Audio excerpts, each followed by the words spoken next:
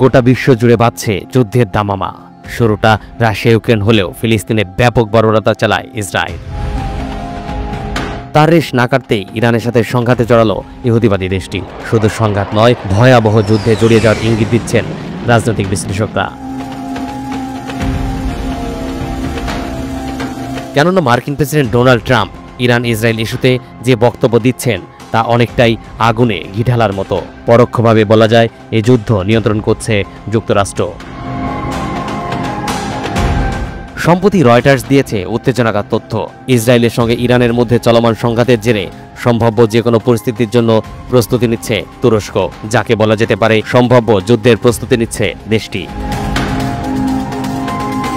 ইতোমধ্যে দেশটির আকাশ প্রতিরক্ষা জোরদার করা হয়েছে, বাড়ানো হয়েছে সীমান্তের নজরদারি। তুর্কি প্রতিরক্ষা মন্ত্রণালয়ের একটি সূত্র জানায়, দেশে উৎপাদিত রাডার ও অস্ত্র ব্যবস্থা ব্যবহার করে সমন্বিত আকাশ ও ক্ষেপণাস্ত্র প্রতিরক্ষা গড়ে তোলার কাজ চালিয়ে যাচ্ছেন তারা। এর প্রধান লক্ষ্য হল সম্ভাব্য যুদ্ধ প্রস্তুতিকে উচ্চ পর্যায়ে রাখা।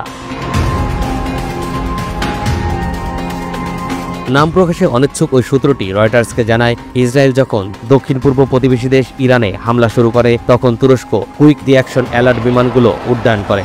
ইসরায়েলি আকাশসীমা লঙ্ঘনের সম্ভাবনার মধ্যে এই বিমানগুলো সীমান্ত বরাবর টহল অব্যাহত রেখেছে। মধ্যপ্রাচ্যে এখন যুদ্ধ খেলা। এ খেলায় কে কার পক্ষ নেবে সেটি নিয়েও দোদুল্যমান অবস্থান। তবে বিশ্ব রাজনীতির উত্তেজনার কেন্দ্রবিন্দু এখন ইরান ও ইসরায়েল। প্রতিদিনই নতুন নতুন হুমকি, জবাব পাল্টা জবাব। এই যুদ্ধ পরিস্থিতি সারা বিশ্বের জন্য ভয়ঙ্কর অবস্থার দিকে ধাবিত হচ্ছে।